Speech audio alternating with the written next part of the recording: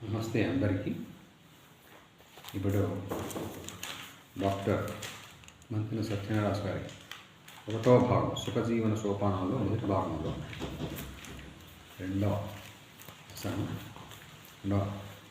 Topic నేను చూపిస్తాను. ప్రకృతి వైద్య విధానం, దాని ఆవశ్యకత. ఇది కూడా చూడండి ఒకసారి. పంచభూతాత్మకమైనదే ప్రకృతి అంటే భూమి, నీరు, అగ్ని, వాయువు, ఆకాశం. ఇవి పంచభూతాలు. మన శరీరం కూడా పాంచభౌతికమైనదే.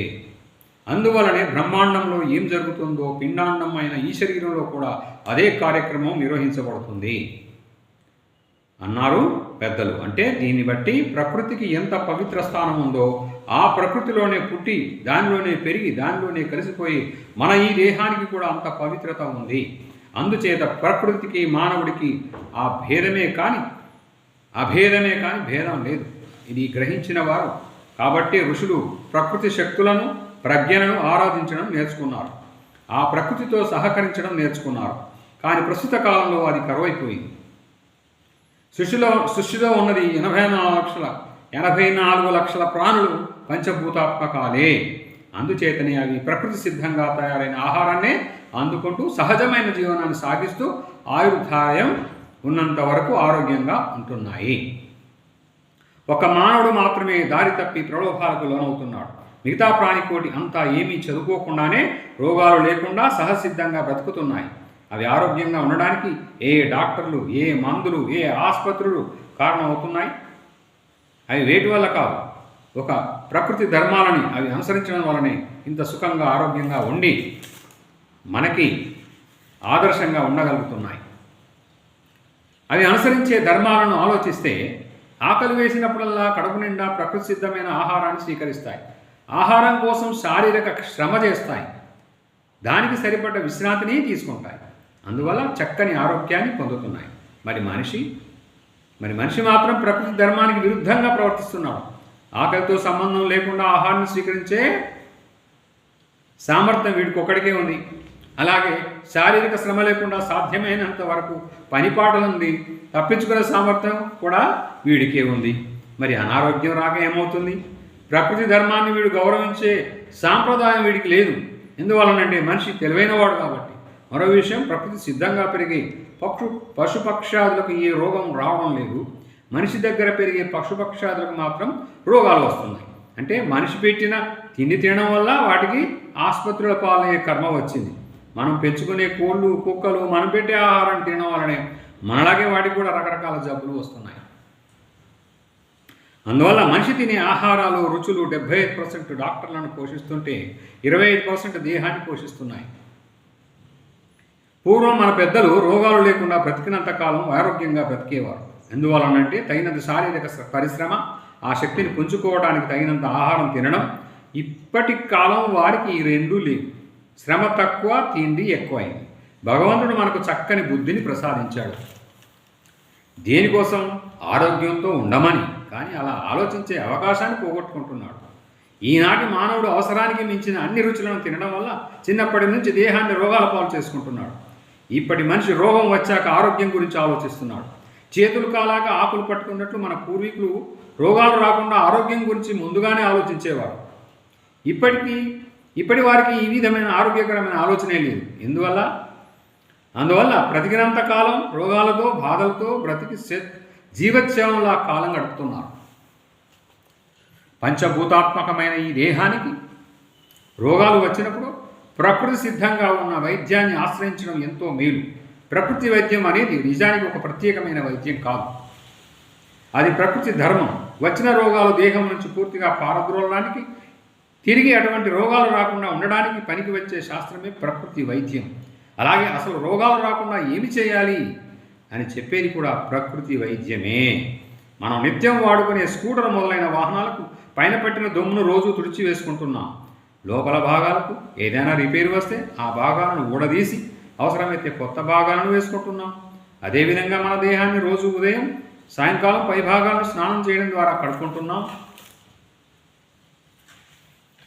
దీనివల్ల పై శరీరం మాత్రమే శుభ్రపడుతుంది. కానీ లోపల నుంచి వచ్చే వాసనలకు మాత్రం కడుక్కోలేకపోతున్నాం. ఇలా లోపలి భాగాలను కడిగే విధానమే ప్రకృతి వైద్యం. వెళ్ళవేయడం ద్వారా సున్నం కలిపిన నీళ్లు బావిలోనికి కాలుష్యాన్ని పోగొట్టుకుంటున్నాం. వెళ్ళవేయడం ద్వారా అంటే సున్నం కలిపిన నీళ్లు బావిలోని కాలుష్యాన్ని పోగొట్టుకుంటున్నాం.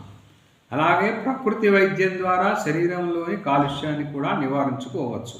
మన శరీరంలో ఆహారం ద్వారా తయారైన వ్యర్థ పదార్థాలు దేహం నుంచి బయటకు విసర్జక అవయవాల ద్వారా పోనప్పుడు అదే శరీరంలో రోగంగా పరిణమిస్తున్నది. మన పొలాలకు పంట నీరు వచ్చే కాలువ ఒకటి ఉంటున్నది, అలాగే మురికి నీరు పోయే కాలువ ఒకటి ఉంటున్నది. అదేవిధంగా మన దేహానికి కూడా పంట కాలువ ఒకటైతే మురికి కాలువలు 5 ఉన్నాయి. పొలంలోనికి మురుగు కాలువ ద్వారా బయటకు వెళ్ళినప్పుడు ఆ మురుగు నీరు పొలంలోనే ఉండిపోతుంది. పొలంలోని మురుగు కాలువ ద్వారా బయటకు వెళ్ళనప్పుడు ఆ మురుగు నీరు పొలంలోనే ఉండిపోతుంది. బయట నుంచి వచ్చిన పంట కాలువ నీరు కూడా ఈ మురుగు నీటితో కలిసి పొలాన్ని మరింత కలుషితం చేస్తుంది. అంటే ఇంతకీ ఈ మురికి పొలంలో నిల్వ ఉండటం వల్ల కదా ఈ అనర్థం కలిగింది. పారే కాలువలో నాచు పట్టదు అని, కానీ అలా పారే కాలువలో నిల్వ ఉన్న మురుగు క్రిములకు నిలయం అవుతుంది. అలాగే మనిషి ప్రకృతి విరుద్ధమైన ఆహారాలను స్వీకరించడం వలన, అంటే రుచులను తీపి, పులుపు, కారం, ఉప్పు, నెయ్యి, నూనె, మసాలాలు ఒక్క నోరు అనే కాలువ ద్వారా శరీరంలోకి పంపిస్తే వాటి ద్వారా తయారైన చెడు 5 విసర్జక అవయవాల ద్వారా విసర్జింపబడినా దేహంలో ఇంకా చెడు మిగిలిపోతుంది. అంటే ఏం జరుగుతోంది? మనిషిలోని విసర్జక అవయవాలు సక్రమంగా పనిచేయడం లేదని తెలుస్తున్నది. అలా పనిచేయాలంటే శరీరానికి అవసరమయ్యే చక్కని పరిశ్రమ, దేహానికి అవసరమైన నీరును త్రాగటం ముఖ్యం.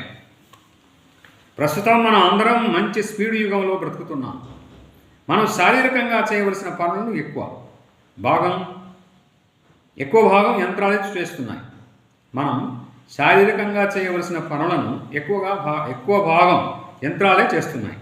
ఇక మనకు శ్రమ లేదు, మరియు వాడని వస్తువులు తుప్పు పట్టిస్తాయి కదా. అలాగే మనం శరీరం కూడా వాడే శరీరం శ్రమపడే వాడిగా వేడిగా ఉంటుంది. వాడకం లేకపోతే విసర్జక అవయవాలు ఊడిపోతాయి. ప్రతి సంవత్సరం మురుగు కాలువను బాగు చేసుకోకపోతే ఎలా ఊడిపోతుందో అలాగే మనలోని విసర్జక అవయవాలు కూడా శారీరక శ్రమ లేని వారికి చెమట పట్టదు. కనుక చెమట ద్వారా విసర్జించవలసిన చెడు బయటకు పోదు. చెమట పట్టని వారికి దాహం ఎక్కువగా ఉంటుంది. అందుచేత మనం నీరు ఎక్కువ త్రాగడం కనుక కిడ్నీలు మూత్రం ద్వారా బయటకు నెట్టవలసిన చెడును బయటకు నెట్టవు. అందుచేత మనం నీరు ఎక్కువ త్రాగం కనుక కిడ్నీలు మూత్రం ద్వారా బయటకు నెట్టవలసిన చెడును బయటకు నెట్టవు. ఇక శ్రమ లేని వాడికి ఆకలి అప్పదు కాబట్టి ఎక్కువ ఆహారం తీసుకోలేడు. తినే కాస్త ఆహారం రుచులతో తింటాం కాబట్టి విరోచనం సాఫీగా రాదు. అందువల్ల మలం ద్వారా పోవలసిన చెడు బయటకు పోక ప్రేగులలోనే పేరుకుపోతుంది. ఇది రోగాలకు నిలయం అవుతుంది. ఇక 4వది ఊపిరితిత్తులు. తగినంత పరిశ్రమ లేని వారికి ఊపిరితిత్తులు సక్రమంగా పనిచేయవు. కలుషితమైన గాలి వల్ల, తిని కూర్చోవడం వల్ల, శరీరం ఎక్కువ పెరగడం వల్ల ఊపిరితిత్తులలో కఫం పెరిగి గాలి సరఫరా సరిగా అవ్వదు. అందువల్ల అందవలసినంత ప్రాణశక్తి అందక రక్తం ఎప్పటికప్పుడు పరిశుద్ధి అవ్వదు. అందువల్ల చెడ్డ రక్తం పెరిగి శరీరం అంతటినీ పాడు చేస్తుంది. ఇక 5వది లివర్, కాలేయం. పైన చెప్పిన 4 విసర్జక అవయవాల ద్వారా శరీరం విసర్జించవలసిన చెడు ఎప్పుడైతే మిగిలిపోతుందో అటువంటి శ్రమనంతటిని ఈ లివర్ మోయవలసి వస్తుంది. ఆ భారం అంతా ఎప్పుడైతే లివర్ మీద పడిందో అప్పుడు ఆ లివర్ అంత శక్తివంతంగా పనిచేయలేదు. అందువల్లే మనకు పచ్చకామర్లు వస్తాయి. అలా పచ్చకామర్ల రూపంలో శరీరానికి విశ్రాంతిని ఇవ్వకపోతే మనిషి కక్కుర్తిపడి మరింత చెత్తను ప్రోగు చేసి జీర్ణాశయంలోకి నెట్టేస్తాడు. అటువంటి పనిని చేయనీయకుండా అలా చేస్తే మనకు ప్రాణాపాయం కాబట్టి మనల్ని రక్షించే నిమిత్తం మనకు ఈ రోగం వస్తుంది.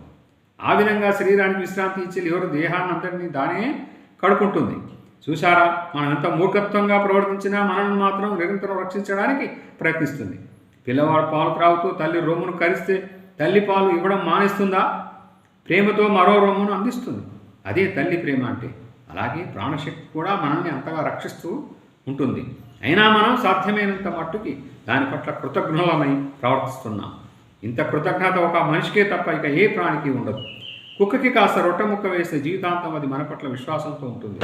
ఇది కూడా తెలుసుకోలేని మనిషిని ఏమనగలం? ఏ వైద్య విధానం వలనైతే రోగ పదార్థం బయటకు విసర్జింపబడుతుందో దాన్ని అనుసరించడం వల్ల మాత్రమే మనం రోగాన్ని నివారించుకోగలం అని తేలింది. అటువంటి చక్కని వైద్యమే ప్రకృతి వైద్యం. రోగం దేనివల్ల పుడుతుందో తెలుసుకొని అటువంటి మూలాన్ని నివారించగలిగేదే ప్రకృతి వైద్యం. ఈ వైద్య విధానం వల్ల శరీరానికి ఏ విధమైన నష్టం ఉండదు. అంతేకాదు ఆయుర్దాయం ఉన్నంత వరకు శరీరాన్ని సమస్థితిలో ఉంచగలదు. ఇలా కాక ఒక ప్రక్క నుంచి రుచులను తింటూ మరో పక్క మందులను వాడడం వల్ల ప్రయోజనం ఉండదు. అందుకని పథ్యం చేయాలి. మరి పథ్యం చేసేటప్పుడు ఇంకా మందులు ఎందుకు అంటుంది ప్రకృతి శాస్త్రం. ఆహార విహారాదులలో మార్పు చేసుకోవడం వల్ల రోగాన్ని పోగొట్టుకోవచ్చని ప్రకృతి వైద్యం చెబుతుంది. కానీ ఇప్పటి వైద్య విధానాలు బీపీ వస్తే ఉప్పు, షుగర్ వస్తే తీపి, కడుపులో పుండు వస్తే కారం, చింతపండు, కొవ్వు పెరిగితే నూనె వస్తువులు, గ్యాస్ ట్రబుల్ వస్తే మసాలాలు తగ్గించమని సూచిస్తున్నాయి. ఈ బాధలన్నీ జిహ్వను చంపుకోలేక రుచులను తినడం వల్ల వస్తున్నాయి.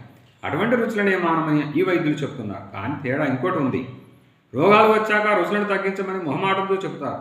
ఖచ్చితంగా మానవులు చెప్తే ఇక రోగి తన వద్దకు రాడు. అందుకని ఒక పక్క మందులు వాడిస్తూ ఇంకో పక్క ఇటువంటి సలహాలు ఇస్తూ ఉంటారు. కానీ ప్రకృతి వైద్యుడు మాత్రం రుచులను పూర్తిగా మానివేయమని ఖచ్చితంగా చెబుతాడు. అదే ప్రకృతి ధర్మం. అంటే అసలు నిజమైన వైద్యుడు అన్నవాడు తాను ఈ ధర్మాలను పాటించినప్పుడు మాత్రమే రోగులకు సలహాలను ఇవ్వడానికి అర్హుడు అవుతాడు. వైద్యుడు కూడా రుచి మీద అభిరుచి పెంచుకుంటే రోగులకు సలహాలను ఇచ్చే అర్హతను కోల్పోతాడు. ఈ రోజుల్లో అటువంటి ధర్మపరులైన వైద్యులు కరువు అవడం చేతే జనసామాన్యం ఈ వైద్యుల మాటలకు విలువ ఇవ్వడం లేదు. చదివినంత మాత్రం చేత డాక్టర్ కాలేడు. పరిపూర్ణ ఆరోగ్యవంతుడు మాత్రమే అసలైన వైద్యుడు. అతని వల్లే లోకహితం జరుగుతుంది. అటువంటి వారిని నారాయణ స్వరూపులుగా కొలిచేవారు. వైద్యు నారాయణో హరి.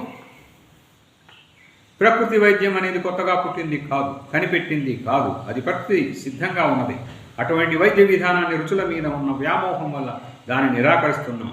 ఎప్పటికైనా మానవునికి శరణ్యం ఈ ప్రకృతి వైద్యమేనని గ్రహిస్తే మనకు ఎంతో మేలు జరుగుతుంది. ప్రకృతి వైద్య విధానంపై మన వారికి కొన్ని అపోహలు ఉండడం వల్ల ఆ వైద్య విధానాన్ని సరిగ్గా పట్టించుకోలేకపోతున్నారు. ప్రకృతి వైద్యం అంటే కేవలం శరీరం లావు బరువు తగ్గడానికి అని కొందరు అభిప్రాయం.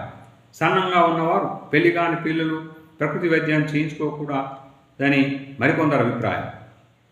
ఈ నడి వయసులో హాయిగా రుచులను అనుభవించక ఇప్పటి నుంచి జిహ్వను చంపుకోవడం దేనికని ఇంకొందరు అభిప్రాయం. స్థూల దృష్టికి ఇవి నిజాలుగా కనిపిస్తాయి. కానీ సూక్ష్మంగా పరిశీలిస్తే జిహ్వను చంపుకోలేని పిరికి వాళ్ళు అనుకునే మాటలే కానీ మరొకటి ఏమీ కావు. మనిషికి వయస్సుతోనూ లావుతోనూ సన్నంతోనూ రోగాలు వస్తున్నాయా లేదా వస్తున్నాయి అన్నది సత్యం. అందుచేత ఇక్కడ లావా బరువా సన్నమా అన్నది ముఖ్యమైన విషయము కాదు. రోగం ఉందా లేదా అన్నదే ముఖ్యం. దేహంలో రోగ నిరోధక శక్తి లేకపోవడం వల్లే కదా దేహంలోని చెడును విసర్జించలేకపోతుంది. ప్రాణశక్తి ఆ నిరోధక శక్తిని మందుల ద్వారా కాకుండా సహజమైన ఆహారాన్ని స్వీకరించడం ద్వారానే దానిని అంటే వ్యాధి నిరోధక శక్తిని పెంచుకోగలం. అలా చేసినట్లయితే ప్రకృతి ధర్మాన్ని మనం గౌరవించిన వాళ్ళం అవుతాం. సముద్రం తనలో ఉన్న వస్తువులను ఏ విధంగా బయటకు నెట్టివేస్తుందో అలాగే రోగ నిరోధక శక్తిని కలిగిన దేహం రోగాలను బయటకు నెట్టి వేస్తుంది. అందుకనే ఉపవాసాలు, ఆహార నియమాలు, నీటిని స్వీకరించే విధానం, రుచులను బహిష్కరించే విధానం ఇవన్నీ ప్రకృతి చికిత్సలో భాగాలయ్యాయి. ఈపై వాటిని ఒక్కొక్క దాన్ని గురించి రాబోయే అధ్యాయంలో వివరించబోతుంది. మరి ఈ ప్రకృతి చికిత్సలో అతి ముఖ్యమైన పాంచభౌతిక చికిత్సలను గురించి ఇక్కడ సంగ్రహంగా వివరించబడుతున్నాయి. పాంచభౌతిక చికిత్సలు ఏంటవి? పృథ్వీ చికిత్స, 2 జల చికిత్స, 3 సూర్య చికిత్స, 4 గాలి చికిత్స, 5 ఆకాశ చికిత్స.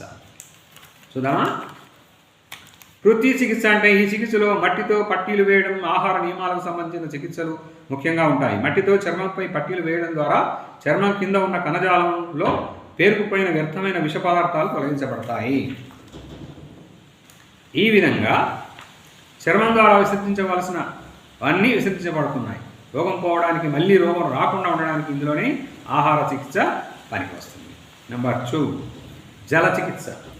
ఈ చికిత్సలో వేడి నీటి, చన్నీటి స్నానాలు, పాద స్నానాలు, తొట్టి స్నానాలు, ధారా స్నానాలు ఉంటాయి. శరీరంలో ఏ భాగానికి చికిత్స అవసరమో ఆ భాగం పైన ధారగా నీటితో రక్త ప్రసరణను క్రమబద్ధీకరించవచ్చు. లోపలికి నీటిని స్వీకరించడం ఈ చికిత్సలోనే వస్తుంది. శరీరంలో పేరుకున్న వ్యర్థ పదార్థాలను బయటకు నెట్టివేయడంలో నీరు యొక్క పాత్ర ఎంతైనా ఉంది. అందుచేత జల చికిత్సకు ఇంత ప్రాధాన్యం ఉంది. ఇక 3 సూర్య చికిత్స. ఈనాటి మానవుడికి ఎండలోకి వెళ్ళి పనిచేసే అవకాశం లేదు. మరి అటువంటి స్థితిలో చెమట పట్టదు. కాబట్టి శరీరంలో ఉన్న చెడు బయటకు వచ్చే అవకాశం ఉండదు. అందుచేత చెమటను పట్టించడానికి సూర్య చికిత్సను చేస్తారు. మనిషి రంగు అద్దాల పెట్టెలో కూర్చోబెట్టి ఎండలో పెడతారు. బయట సూర్యుని నుంచి వచ్చే వేడి కిరణాల వల్ల లోపల కూర్చున్న వ్యక్తికి బాగా చెమటలు పోయడం జరుగుతుంది. అప్పుడు అతన్ని వంటిలో ఉన్న మాలిన్యం అంతా కరగబడుతుంది. దీన్నే సూర్య స్నానం అంటారు. దీన్ని ఆదిత్య పీఠిక స్నానం అని కూడా అంటారు. ఇక 4 గాలి చికిత్స. ప్రాణాయామం ద్వారా దేహానికి కావలసిన ప్రాణశక్తిని అందించే విధానమే ఈ గాలి చికిత్స. మనలో ఆక్సిజన్ ఎంత ఎక్కువ పరిమాణంలో ఉంటే అంత ఎక్కువ శక్తి మనలో ఉంటుంది. ఊపిరితిత్తుల ద్వారా బయటకు వెళ్ళవలసిన చెడు అంతా ఆ ప్రాణాయామం వల్ల బయటికి పోతుంది. ఇక లాస్ట్ది ఆకాశ చికిత్స. ఇందులో దేహానికి విశ్రాంతినిచ్చే ఉపవాసాలు చెప్పబడ్డాయి. ప్రకృతి చికిత్స అసలు ఉపవాసంతోనే ప్రారంభం అవుతుంది. ఉపవాసం చేయడం ద్వారా అన్ని విసర్జక అవయవాలలో ఉన్న వ్యర్థ పదార్థాలను కదలికలు వస్తాయి. రోడ్ల మీద అప్పుడప్పుడు వాహనాల రాకపోకలకు అంతరాయం కలుగుతూ ఉంటుంది. ఆ అంతరాయానికి కారణమైన అవరోధాలను తొలగిస్తే తిరిగి వాహనాలు రాకపోకలు సక్రమంగా జరిగిపోతాయి. ఆ విధంగానే దేహంలో ఉన్న కణజాలంలోని రక్త ప్రవాహంలోని విసర్జక అవయవాలలోని అడ్డులను తొలగించే అవకాశాన్ని కలిగించే చికిత్సే ఆకాశ చికిత్స. ఇంతవరకు ప్రకృతి వైద్య విధానం గురించి, దానివల్ల మానవాళికి జరిగే ప్రయోజనాల గురించి వివరించుకున్నాం. ఇంతటి విలువ కలిగిన వైద్య విధానాన్ని అనుసరించి మీ ఆరోగ్యాన్ని భద్రపరుచుకుంటారని ఆశించడంలో తప్పు లేదనుకుంటాను అంటారు ఎంఎస్ రాజు గారు, మంతెన సత్యనారాయణ రాజు గారు. ఇది నిజమే కదా, చూడండి, పాటించండి, ప్రయోజనం పొందండి.